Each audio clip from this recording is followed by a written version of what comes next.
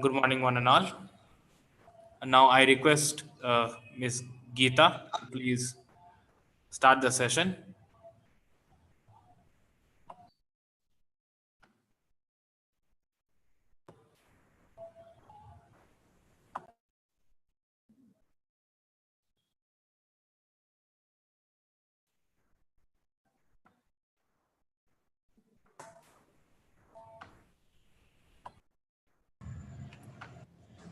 Hello, sir. Good morning, sir.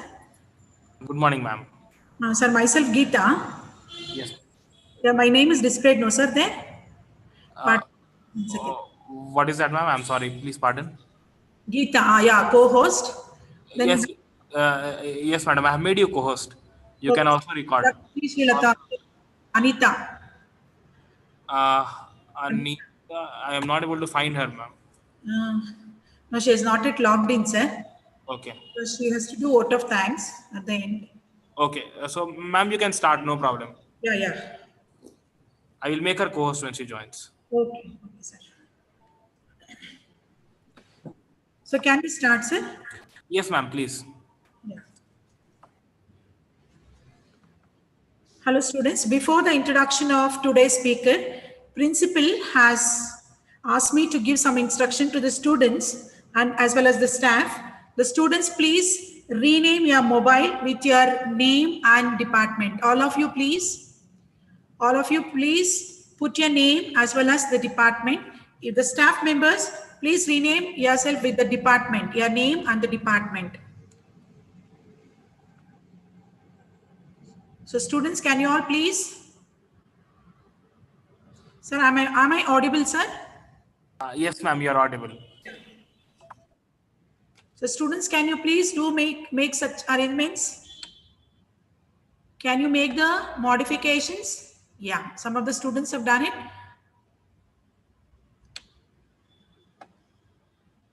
The staff members, please put your department.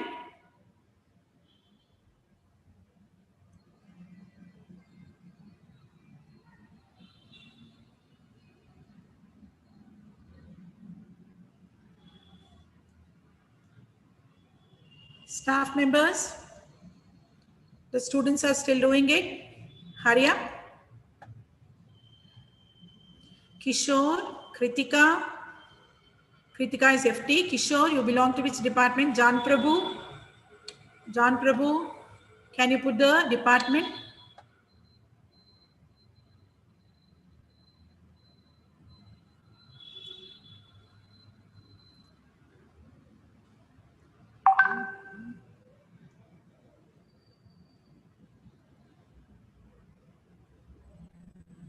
So shall I start, sir?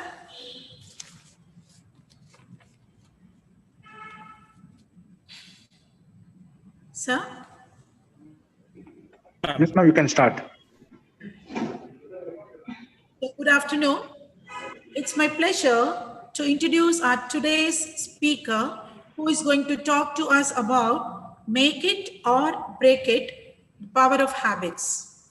Shri Vishnu Datta Dasa, Executive Campus Connect and the presenter of IKEA, the Youth Initiative of ISKCON, Bangalore. He did his undergraduation in Electronics and Instrumentation Engineering from MS Ramaiah Institute of Technology, Bangalore, India. During his engineering course, he took a keen interest in the philanthropical activities of ISKCON, Bangalore, and volunteered in many of the social cause initiatives. He also worked as an educator in GRE department of unacademy.com. After the completion of his engineering course, he joined IKEA, the Youth Initiative of ISKCON, Bangalore, as an executive campus connect, and later he became a presenter. He has designed and conducted various workshops for students on professional and personal life balance, stress management, life enrichment skills, meditation techniques, all are on the basis of or principles of Bhagavad Gita. I once again welcome Sir Vishnu Datta Das to this insightful and transformative session, Make It or Break It, Over to you, sir, to continue the session.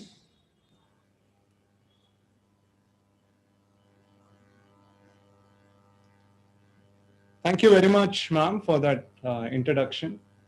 I welcome all the staff members, the students, the principal to this session that we are having today. Habits, make it or break it. We thought of mentioning this session as a very relevant session to the students because we see how habits mold our lives and our character gets built by the kind of habits that we have. In fact, I remember when I was a school going student, I used to travel a lot and visit various places in India. So once it so happened that I came across this place in South India that was infested with a lot of elephants. And so I noticed a huge, almost 12 feet tall elephant tied to a woodpeck, a small woodpeck. So there was this massive elephant. It had huge tusks, but it was tied to a small woodpeck. Woodpeck is a cylindrical wooden structure that they use to tie a rope and so that the elephant remains static. This really astounded me. I went to the mahout of the elephant or the elephant trainer and asked him, how is it that this huge mammal is being controlled with the help of a rope and a woodpeck? So the mahout gave me a smile and said, sir, it is a consequence of conditioning. It is a consequence of conditioning. When the elephant was a small infant, when it didn't have the sufficient strength to escape, we tied its leg to a woodpeck. And now, although the elephant has grown up, it's a huge mammal, it thinks that it has no freedom. It feels that it has no freedom. So this really struck me because when you come to think of it, even we get conditioned in a similar way. We get conditioned by habits and we feel that we have no freedom. So let's discover today some of the intricate subject matters related to habits, how to build constructive habits, and how to get rid of destructive habits. So let's look at them and let's try to take away some positive points from today's session. So I once again welcome all the members who have joined us for today's online session. Give me a few seconds so that I can share the presentation of today's session with you all.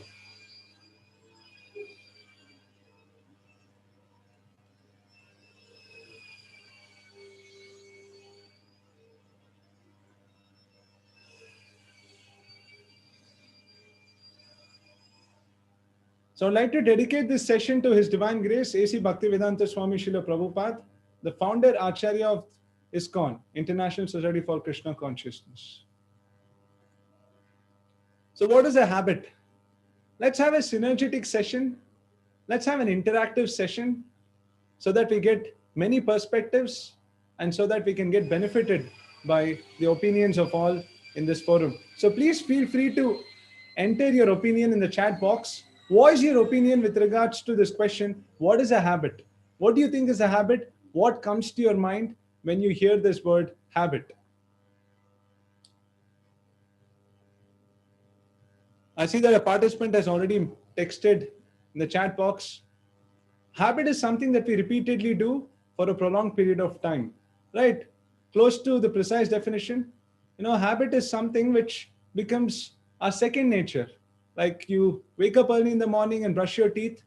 It doesn't require new effort, right? It is something which you can do in an automated fashion.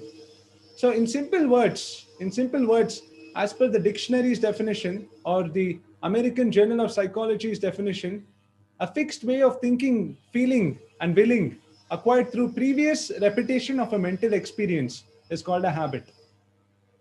So it's a fixed way, like the way you sit is a result of a habit. The way you talk, the way you laugh, the way you think, everything that has become an integral part of our lives is connected to habits. Now let's understand how there are two kinds of habits. We keep hearing, I'm sure all of you must have heard in your primary school days, in general knowledge, they would have taught you good habits and bad habits. But there is more to it. There is more to it. The mature way of understanding this is as follows: that habits that are congenial to to our progress, that habits that are congenial to enhance our productivity, that gives us confidence and that energizes and empowers us, can be termed as constructive or good habits. On the other hand, there are some activities which seemingly gives pleasure to begin with, but then they will cause prolonged long-term consequences. Just like intoxicants. Nowadays, it is said that youngsters are addicted to intoxicants than ever before. And why? Why are they addicted? It's simply because of the sensation, the pleasure that they get during the initial, times while indulging in the habit, in the activity.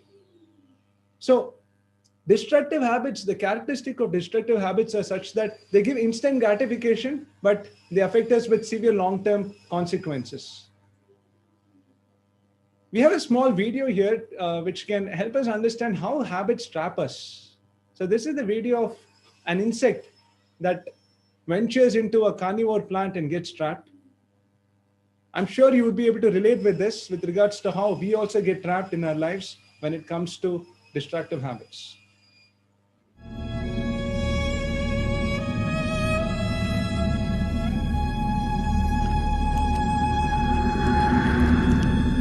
The Venus flytrap.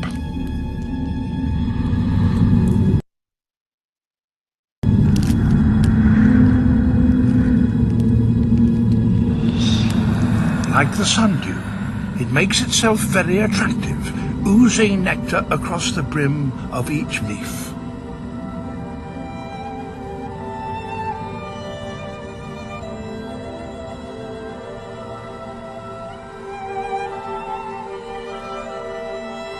But any visiting insect had better watch out for these 6 tiny hairs.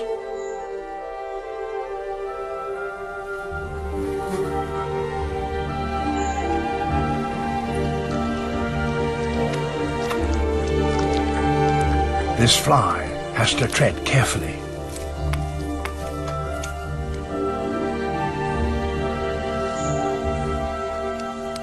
If it strikes one hair, it can carry on feeding, but a timer has been set.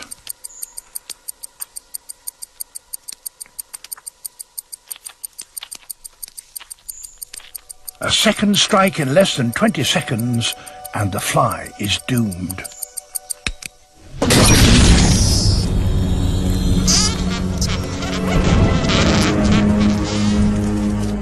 An electrical impulse is triggered and the leaf snaps shut in just a fraction of a second.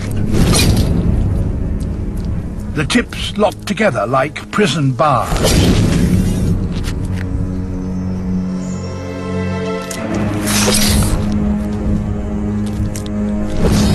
If the fly is very big or very small, it may just manage to escape. But most are trapped and die.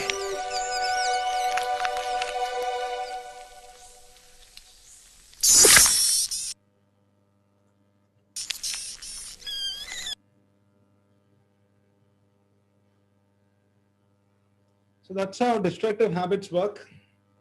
They allure in the beginning, they're very alluring in the beginning, but later on they have harmful effects.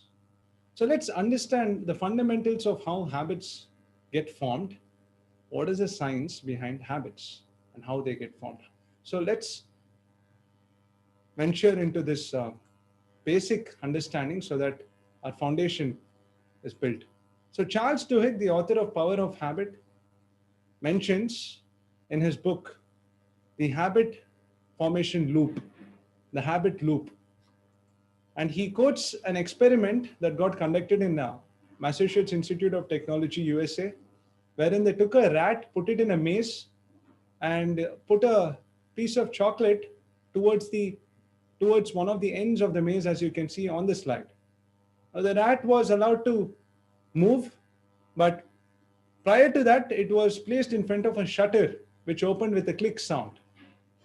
And initially, they found out that the rat moved just like any lazy rat, and eventually found the chocolate bar.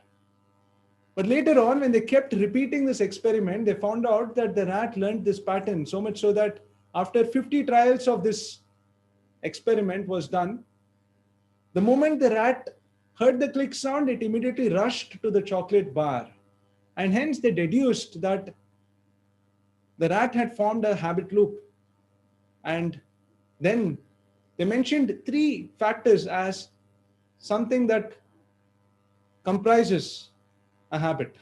So let's look at the three factors now. A habit consists of cue, which is the first trigger or stimuli, followed by routine, and then reward. Cue is what triggers us to do some activity. Routine is the process that we do, and reward is the taste that we get towards the end. Now, to give you an example, suppose you went back to home from college very tired.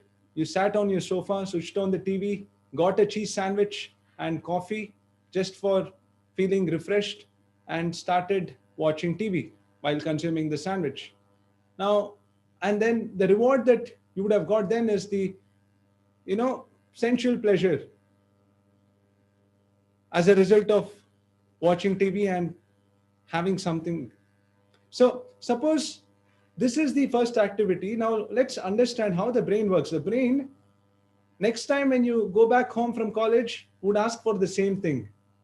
You would get a trigger. You would feel a sense of desire where you would want a cheese sandwich, and you would want a circumstance where you get to watch TV. So when you repeatedly do this, it becomes a habit. So much so that automatically when you go back home, you need not put extra endeavor, you need not put extra attention. You would start acting in a particular pattern, a particular way. So this is how habit loops get formed. Now they found out that the rat had its brain signals high when it found the chocolate bar the first time. So the rat's brain signals were constantly tracked. And as shown on the slide, the first few rounds, the brain activity was very high, because whenever we are doing something new, whenever there is a new activity, it demands more attention. Like say you're all of a sudden put in USA and you've never been to USA. So then your brain activity will be very high, because you would need attention to figure out where to go, what to do, where to find food, where to get accommodation, etc. But say you're at home in your room, the activity required is not that much, especially when it comes to getting your basic needs. So likewise, when the rat was put in the maze for the first time, the activity was very high. And later on, when they kept repeating the process, you can see on the right hand side, the graph shows how there was low brain activity. So they repeated this process, and they found out that the brain activity was still high when the chocolate bar was present. And now comes the twist. What they did was they placed the rat in the same maze, but they removed the chocolate bar. Then they could find out how the rat's brain activity reached a new low, because it anticipated a chocolate bar when it heard a click sound, but it ended up finding nothing. So this is the trap of habits. Habits promise us something and not necessarily give us the result always. So this is the result of the experiment that was done in MIT. And then later on, the researchers mapped experiences that we feel to chemicals in our body. Every experience that we feel is directly proportional to the release of a particular chemical. Like for instance, happiness, when you feel pleasure, that's because of dopamine. When you feel sleepy, that's because of release of a chemical named, I suppose, melatonin. So like this, there are many chemicals that are linked to the activities that we do.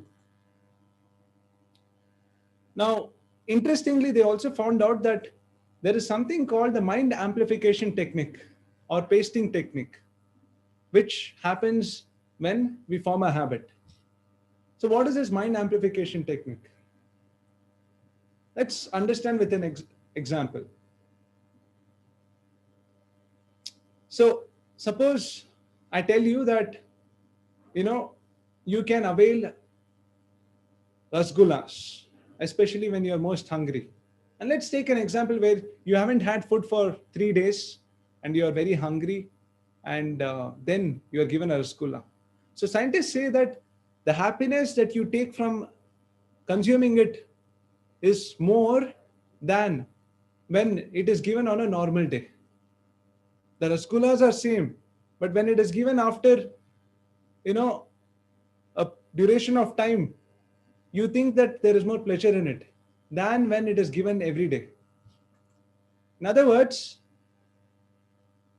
rasgulla has the same chemicals, it has the same content, but the happiness that we derive from it is different based on our perspective. Based on our perspective. So habits actually, at the end of the day, are seen to be as actions, right? When somebody acts in a particular way for a prolonged period of time, we say that he or she is habituated to act in that way. Now, how are habits formed? Habits are formed by emotions. When we get emotionally biased, then we act according to that bias. Like, for instance, say there is a riot and Africans are fighting against Indians. So you naturally feel to fight for India because you are emotionally attached to the place of birth. And so your actions are corresponding to your emotions. Now, how are emotions formed? Emotions are formed by perceptions. Emotions are formed by perceptions. You perceive something with your intellect, your intelligence, and then your mind forms emotions, and then your body performs actions. So, when it comes to this example, we feel that rasgulla is giving more happiness when we consume it, say, after 5 years, because we feel deprived, because of that feeling, sense of feeling deprived. So eating rasgulla in everyday menu is definitely a different experience. You would feel, if you're asked this question, what will be the experience if you're given rasgulla every day? You may be like, mostly it's okay. You would feel it's okay. But then if you are given this choice that you're deprived of it for 5 years and then given an opportunity to consume, you'd be like, this is great. So this is the mind's trap. The mind traps us with such experiences which are not actually objectively true. So there is something called experiential truth and existential truth. Sometimes we experience, our experience may tell us that this is good, but in existence, that may not be so. So the mind amplifies, and so much so that, say, you are sitting with your friend and your friend is having curd rice every day, and you are given curd rice after a month. Although both of you are tasting the same food with the same chemicals, because your mind amplifies and releases chemicals, you would feel that there is more pleasure in it. The problem with this is that your expectation will increase, and the next time you eat the same food, you would find a difference in your expectation and reality. So, coming back to the point we were discussing, as far as rasgulla is concerned, it produces same amount of chemicals now and after 5 years. Then why is there a difference in experience?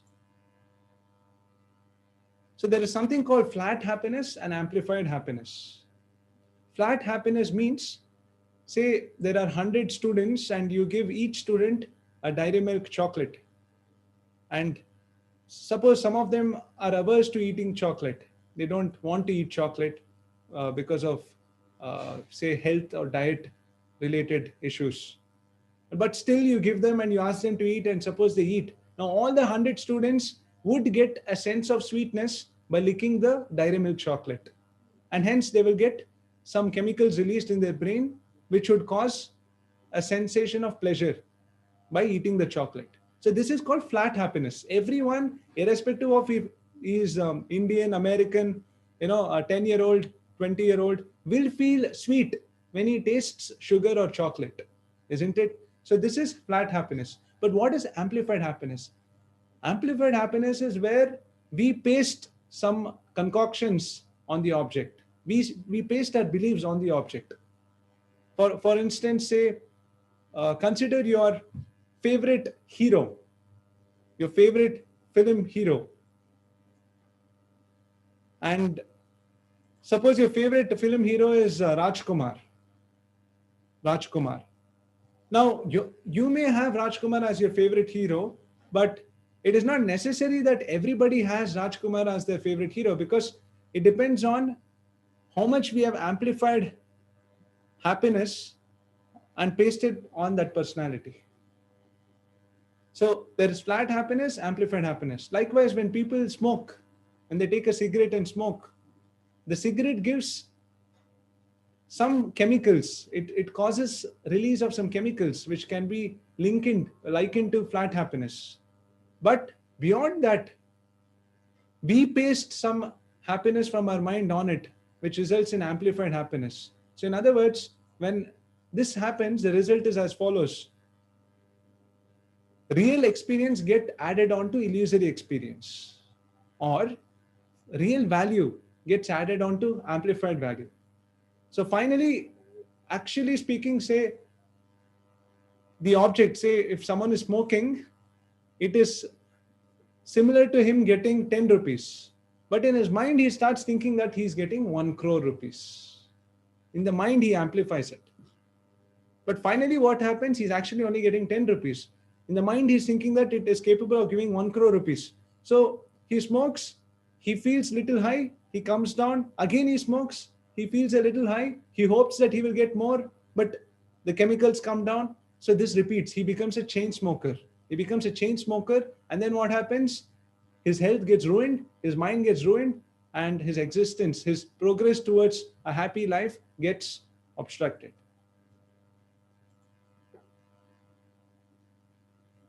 So repeated action, results in repeated experience, and repeated experience results in repeated release of certain chemicals. And this is the result of the formation of a habit. When repeatedly certain chemicals get released, neurocircuits get formed in the brain, and you get conditioned. So the moment, say you're, for instance, trying to prepare for an examination, and all of a sudden there is a notification on WhatsApp. You have told yourself that you have to prepare for 2 hours so that you can write tomorrow's examination, but there is a notification, there are many notifications on WhatsApp. Now, if you're habituated to always give attention to the same, you would see that you'd never be able to fully focus on giving quality study time. Whenever you get a notification, your attention will go there. And then by the time you come back to studying again, many minutes would have passed by. And when this repeatedly happens, productivity comes down. So we will have to learn to break habits. Before that, let's see how, there are certain chemicals that get formed in the body when we consume intoxicants. Like for instance, caffeine is a chemical that is released in the body when we consume tea, coffee, cigarettes, alcohol, drugs. So these chemicals are such that as long as the chemicals stay in the body, you would feel high. But then the moment the chemical quantity comes down, you would start craving for the intoxicant.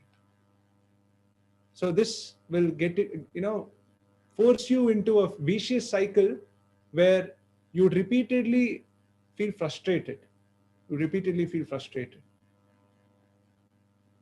So can we go on adding chemicals from external sources to feel better so that we can feel happiness? Let's watch a small video. It's a 4-minute animated video, a very instructive video which addresses this question.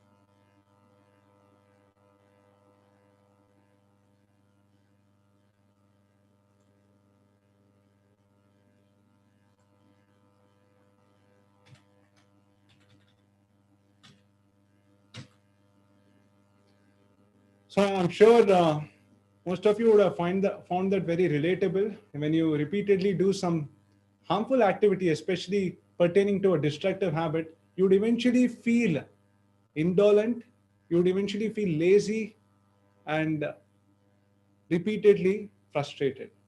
So in fact, I would like to quote this verse in the 18th chapter of the Bhagavad Gita, which is very relevant in this connection.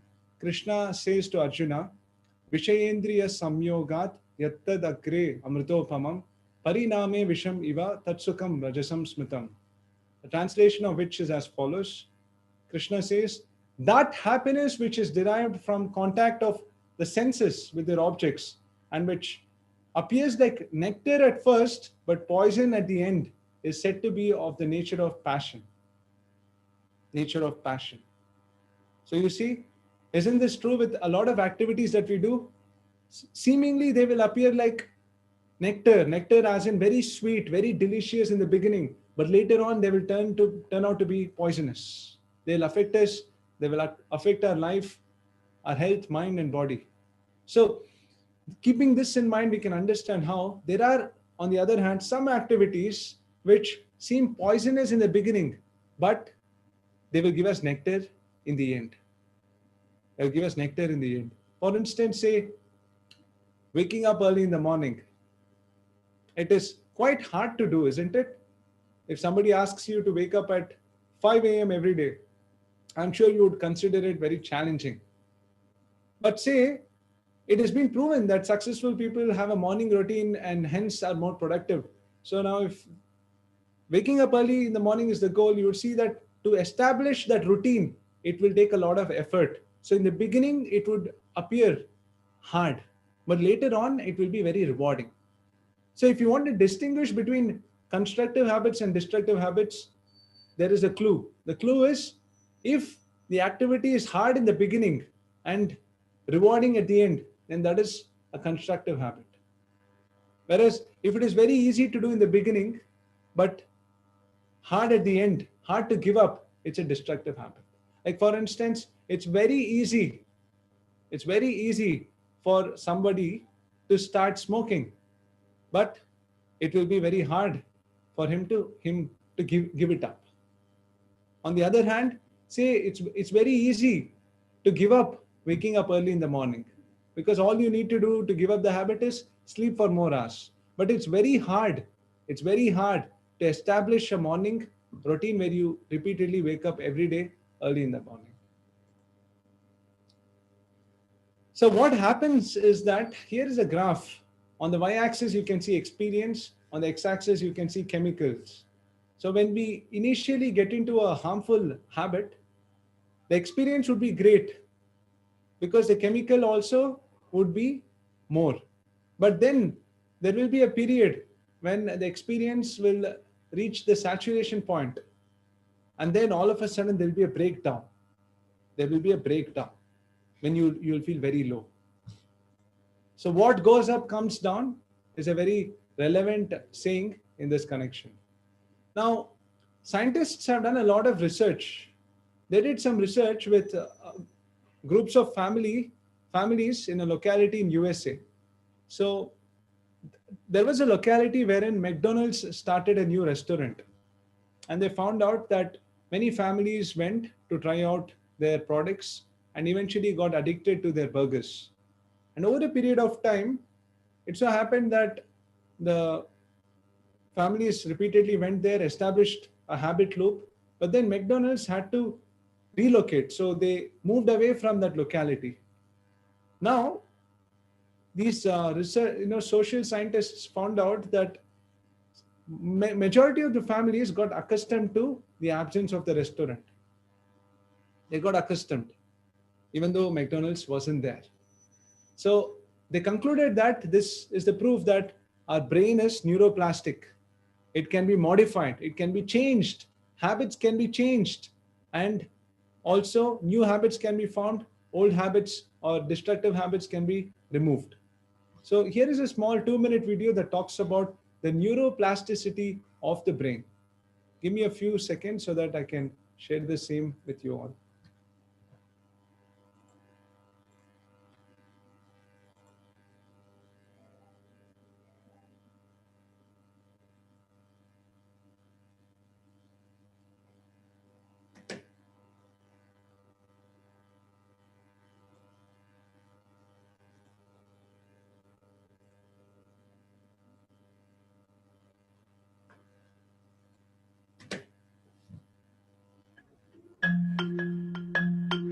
Not so long ago, many scientists believed that the brain did not change after childhood, that it was hardwired and fixed by the time we became adults. But recent advances in only the last decade now tell us that this is simply not true. The brain can and does change throughout our lives. It is adaptable, like plastic. Hence, neuroscientists call this neuroplasticity. How does neuroplasticity work? If you think of your brain as a dynamic, connected power grid, there are billions of pathways or roads lighting up every time you think, feel, or do something. Some of these roads are well-travelled. These are our habits, our established ways of thinking, feeling, and doing. Every time we think in a certain way, practice a particular task, or feel a specific emotion, we strengthen this road. It becomes easier for our brains to travel this pathway. Say we think about something differently, learn a new task, or choose a different emotion. We start carving out a new road. If we keep travelling that road, our brains begin to use this pathway more, and this new way of thinking, feeling, or doing becomes second nature. The old pathway gets used less and weakens. This process of rewiring your brain by forming new connections and weakening old ones is neuroplasticity in action. The good news is that we all have the ability to learn and change by rewiring our brains. If you have ever changed a bad habit or thought about something differently, you have carved a new pathway in your brain and experienced neuroplasticity firsthand. With repeated and directed attention towards your desired change, you can rewire your brain.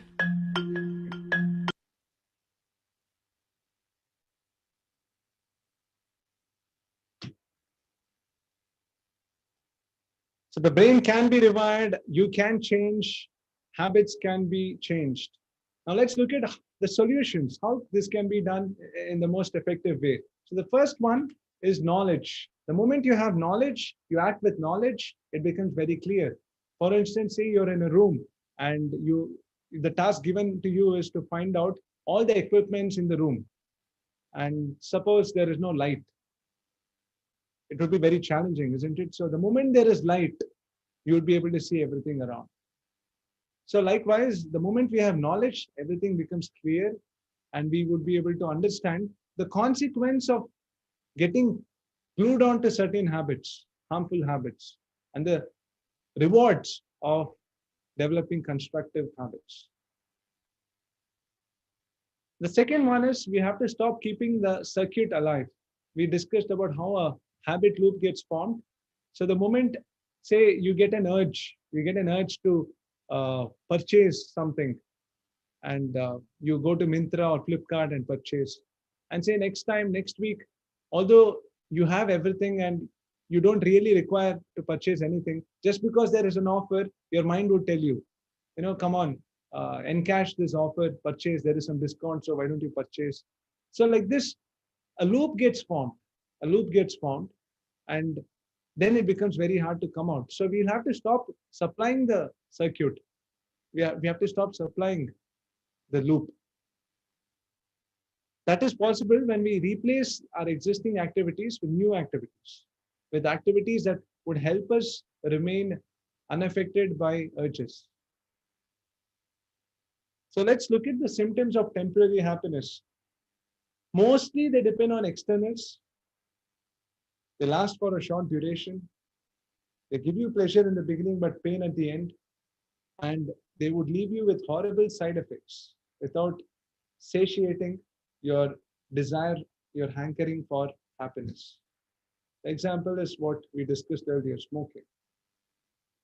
But what is a symptom of real happiness? Real happiness should be independent of external circumstances.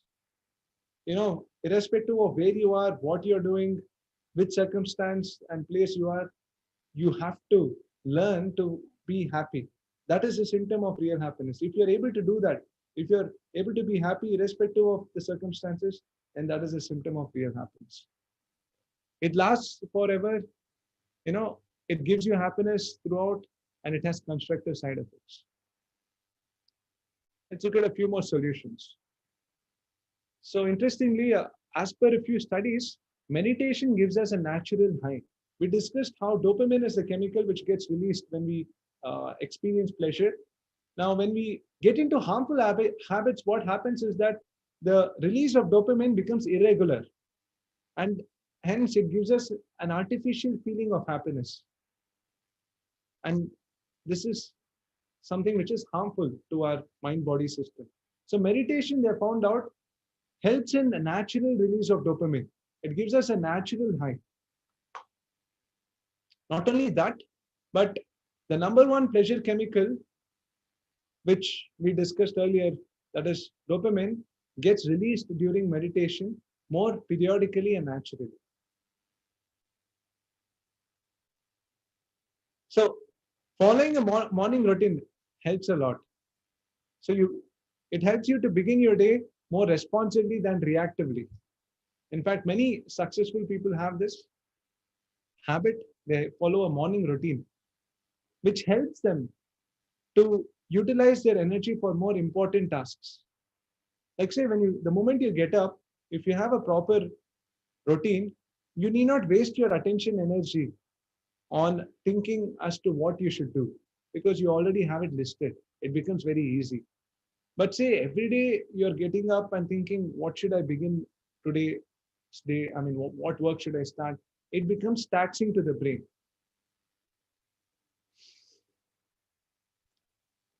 Exercising is another key technique to keep our muscles relaxed, which helps our mind also to relax. And this is a very good habit. It improves sleep quality also. And choosing your association, with whom you speak, with whom you share your thoughts. Say, suppose there are 10 people and 9 of them are smokers. The 10th guy, if he's always hanging out with the 9 others, is more susceptible to develop the habit of, smoking. So it is very crucial with whom you associate, with what activities you talk of, etc. So choosing association is another important factor. And finally, yoga and meditation. Yoga and meditation is a powerful technique. It's like a weapon that you can have to deal with the various setbacks that may affect your life. So meditation increases the gray matter in the brain. It contributes the release of more neurons, which are brain cells, that helps us control ourselves better. In fact, to be frank, there are many contemporary celebrities who have also taken up to yoga and meditation. One such celebrity is Robert Downey Jr. Robert Downey Jr., who needs no introduction, was charged because he was addicted immensely to drugs and alcohol in the year 2001. And so he was thrown into jail. But in 2008, he made a comeback as Iron Man. And later on, he starred in Avengers and so many other movies. How is this possible? This was possible because he adopted, interestingly, yoga and meditation to enrich his life. Not only him, but several others like Russell Brand, the famous English comedian, he faced a similar problem. He was addicted to drugs and alcohol, but he made a huge comeback by employing yoga and meditation, so much so that he started a yoga studio himself and started helping many youngsters to overcome their challenges. And he has been a yoga studio master for 11 years now. So there is no end to the benefits of yoga and meditation, and there is no end to the kind of progress that we can do, that we can achieve in our lives, provided we start following the principles of yoga and meditation. Now, I'm sure all the participants and all the students who attended today's session would want this session to be the foundation of a long-term benefiting, goal, a long-term benefiting experience. Because when we attend a session and go back to our normal lives, generally it so happens that we forget whatever we would have assimilated from the session. So one session is not enough to transform our life, to transform our thinking. And a practical session is also something which can help us and enable us to change our habits, to break our existing Yeah. ISKCON. detrimental habits and to build constructive habits. So for that, I would like to mention that we are glad to present you a 5-day workshop called the Yoga for Happiness, which would be a continuation, which would be one second. Yeah, which would be a workshop that would give more emphasis on how you can implement good habits in your life. You can build good habits in your life and get rid of bad ones with the help of yoga, the technique which can relieve our mind of all anxieties. So this workshop will have 5 modules. It will begin with principles based on the teachings of the Bhagavad Gita. In fact, the Bhagavad Gita is so much revered today that even institutes, premier institutes like IIMs and IITs have communication and leadership courses on the Bhagavad Gita. You can see on the slide, there is a small cutout that mentions how even IIM Ahmedabad has a leadership course on the Bhagavad Gita. They have several credits that they give for courses on the Bhagavad Gita. They have a corporate communication course. They have a revenue management and pricing course, all based on the principles of the Gita. Even IIT Kanpur has a website dedicated to the Gita. Over here, we see how IIM Bangalore has a course, leadership course on the Gita. So this is the website that I was referring to. IIT Kanpur has a website called Gita Super Site, wherein they have a lot of commentaries and learnings that can be derived from the wisdom embedded in the Bhagavad Gita. So Yoga for Happiness is a workshop that will be based on the principles of the Bhagavad Gita. Now let's look at what this workshop is all about. What can you expect from this workshop? So firstly, we will be discussing about self-management, how we can learn the art of dealing with our emotions, with dealing with our ego, our anger. Sometimes you may find yourself in a circumstance where all of a sudden you would feel very angry, so much so that you would feel like hitting someone or abusing, scolding someone. And then later you would start repenting. You would start feeling guilty. So how do you overcome these incidences so that you're always peaceful? You're always, full of happiness with contentment. So self-management, in this module, we will be discussing about this topic. This will be followed by yoga, the root of all happiness, where we will perform some yoga asanas. We will do some meditation, mantra meditation, and derive the benefits of the practices that can help us have a stable mind. Stable mind in the sense, generally it is said that a human being gets about 60,000 thoughts a day, most of which are unwanted and irrelevant. So when we focus only on the essential thoughts, that is when our mind becomes most stable and productive. Subsequently, we will be discussing about relationship, the foundation of happiness. In this module, we will be talking about how it is crucial for us to understand the art of dealing with people. Say, sometimes you may want your friends to respect you, but you may find yourself in an instance where they humiliate you, disrespect you, they laugh at you. So how do you maturely deal with such a circumstance? How do you know with whom you should build a relationship? And how do you avoid people who can bring about a destructive relationship in your life? So relationship is mentioned as the foundation of happiness, and we would be diving deep into this subject matter in the Yoga for Happiness workshop. And then we will proceed. We will start talking about work-life balance, whether hard work is necessarily something that can give us success, or are there other factors that contributes to our success? So we will discuss about destiny, karma, work life, and how professional life can be balanced with personal life. Finally, we would be elaborating our discussion on habits, which we discussed today, with more examples, with case studies, and more practical implementation about some of the key intricate topics like the importance of regulation.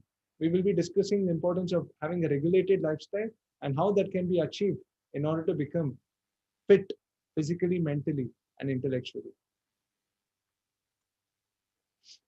So this is the Yoga for Happiness workshop. It will be a certified course, a certified workshop. Uh, the certificate will be from the International Society of Krishna Consciousness, which will, of course, needless to mention, it will definitely add on to your resume, beautify your resume, because at the end of the day, when your academic scores are considered as a cutoff point, and when you proceed to attend HR interviews or group discussion rounds, you would find a significant difference when you have an experience in a personality enrichment workshop. So here are some of the features of the workshop. We will have sessions on self-discovery. We will have all queries answered, and you get an opportunity to be a part of the youth club called Folk that conducts leadership workshops and workshops such as the one that you're attending today, extensively with a lot of modules and with more details. Finally, we would be having the the digital certification, which you would be receiving at the completion of the 5 modules of the workshop. So the sessions now, let me take a couple of minutes in order to mention the timings of the Yoga for Happiness workshop. The sessions would be on Zoom, 6 to 6:40 p.m., 40 minutes each, Monday to Friday. 5 modules would be covered on all these days. This is the this is the online option that you have. But we also have this program in the offline way. That is, we conduct this workshop in our premises. You can come over to ISKCON Bangalore on a weekend, and we will have all the 5 modules covered on the same day. So this is the offline option where you can come on December 12th. It will be from December 12th, 5:30 p.m. to 13th. Or the other option is 27th December, which will be from 9:30 p.m. to 5:30 p.m. So these are the 2 options that you have. In the first option, you will be getting to stay back in the temple and also get an experience of the ambience present here, which is very congenial for incorporating yoga and in order to establish happiness and good habits. So these are the details of the session. I urge all of you, I recommend all of you to make the most of this opportunity, get yourselves registered to Yoga for Happiness workshop and come over to our place and get a feel and experience of what it is like to have a life with yoga, have a life with knowledge based on the principles of the ancient epic literature Bhagavad Gita. So get yourselves registered. Now I request my team member to post the registration link as well as the attendance and feedback link. Please mark your attendance and give us your feedback so that we can improvise our sessions and we can also know your particular interests. And get yourself registered to this session. Now this session naturally will have we are having a nominal fee to this session. For students, we are charging the nominal amount of rupees 100 so that they at least have a sense of, seriousness, because for rupees 100, we wouldn't even be able to get a meal. So it's a nominal amount that we have placed for students so that it becomes easier for you to attend the workshop and be a part of the forum that functions, that enables youth, that empowers youngsters with the knowledge and wisdom of the Gita. So the registration link has been posted in the chat box. If you have any questions, please, if you have any queries or questions, I will just take a minute or 2 more and answer them. So you can feel free to enter them in the chat box. And in the meantime, I request all the students to also mark their attendance in the feedback link that has been shared in the chat box. We have a question here from a student. Sir, could you please mention a little more about the Yoga for Happiness workshop? Sure. So the Yoga for Happiness workshop is such that, especially let me tell you about the overnight program. The overnight program will give you a wonderful experience, because you'd get to first see, how yoga is done, especially during the early morning hours, which is also referred to in Sanskrit as the Brahma Muhurta. So the Brahma Muhurta hours is when yoga is mostly done during the time of sunrise. So you would get to be a part of that, and you would get to feel, the soothing, blissful experience of beginning yoga and meditation. And not only that, but you will get enriched by the other modules that would target real life problems that we generally face in our day-to-day lives. What are the problems that we generally face?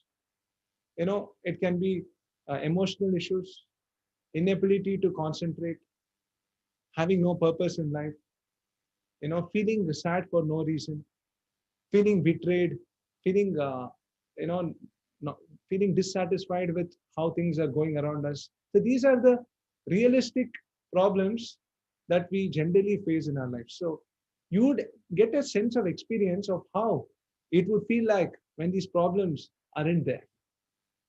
So this module is such that it would take you through that feeling, and it will also teach you to stay in that level, to stay in that consciousness where you're always happy, irrespective of external circumstances, irrespective of whether there is a pandemic or not, irrespective of whether people are favorable towards you or not. So this empowers you, this makes your life magical, and this gives you what you're actually hankering for. So that is about the program. I hope that answered the question. More details have been posted in the chat box. Please refer to the same. I thank all the students for being a part of this online session, and I would also especially like to thank the following uh, distinguished member. That is, I would like to thank the professor who uh, initially was present for organizing the session, Ms. Geeta. And I would also like to thank Principal Dr. Srilata. Thank you very much. Thank you very much, ma'am, for being instrumental in organizing this session. And I would also like to thank the college, BET BBL Polytechnic College, as well as all the members who are involved and who made this session possible. It was my pleasure and privilege to be giving this online session. I hope you do have some positive takeaways from today's session. Thank you. Hello, sir. Sir, am I audible to you, sir? Yes, Hello. ma'am, you are audible. Hello, sir. Do the students get a certificate for this program? Yes, we'll be having e-certificate for this program. Okay, sir. So, in order to obtain the e-certificate for this program, the students need to fill feedback form, because it will be essential. Against the feedback form, we will give the certificate for Make It or Break It session, which they are attending now. And of course, if they register for Yoga for Happiness, then Yoga for Happiness certificate will be given separately. Okay, sir. Thank you, sir. So now we have come to the end of the program. Now I invite Srimati Anita BG, HOD Computer Science Department, to propose vote of thanks, sir.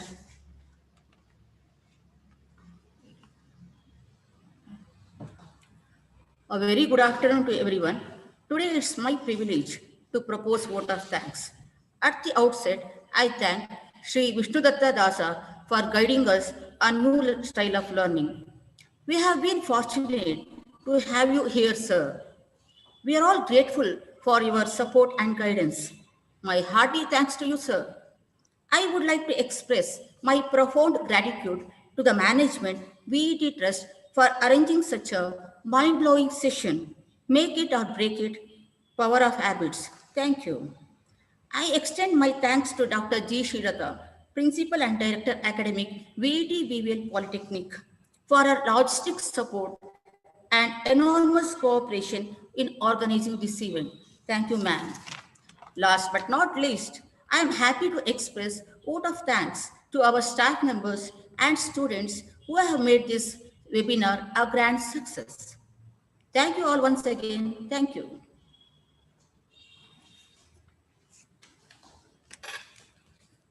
Sir, Are you ending up the meeting? Welcome, ma'am. We will be live for another 5 minutes, ma'am, so that the interested students can register for Yoga for Happiness, and they can also have sufficient time to fill the feedback form. So in 5 minutes, we will be ending the meeting, and we'll also be stopping the live stream on YouTube. So it will take 5 minutes. Post 5 minutes, we'll end the meeting, ma'am. Okay, sir. Okay. Students, So I request fast all to fill up the feedback feedback form. link.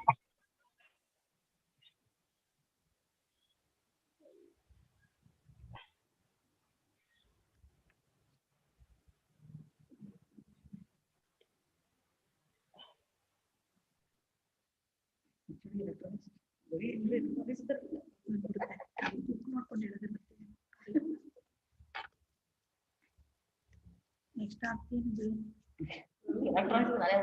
Department ಈ ಸಂಬಳ ಆಗಲ್ಲಪ್ಪ ನಾನು ಇವತ್ತರ sir ಸಂಬಳ ಜಾಸ್ತಿ ಮಾಡಿದ್ರೆ ಆಗ್ತಿ ಎರಡು ನೀವು ಇರ್ತಿರಲ್ಲ ಆ ಕಾಲಕ್ಕೆ ಆಪ್ಷನ್ ಕೊಡ್ತೀನಿ ನಾನು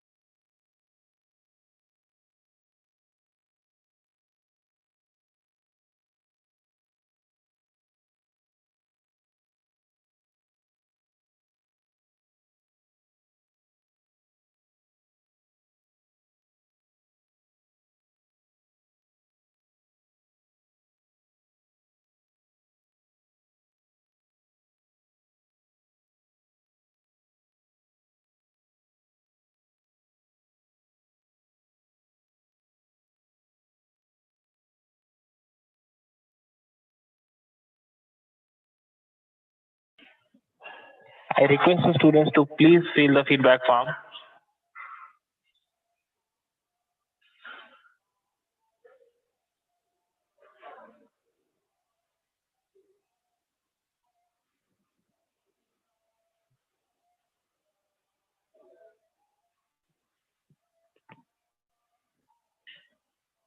Students, please note, filling the feedback form is mandatory. Against the feedback form only, you will be receiving the participation certificate for make it or break it session. So I request all the students to please fill the feedback form as soon as possible. The link for feedback form has been shared in the chat box in Zoom as well as on YouTube. So students, those who are watching from YouTube, I request them as well to fill the feedback form.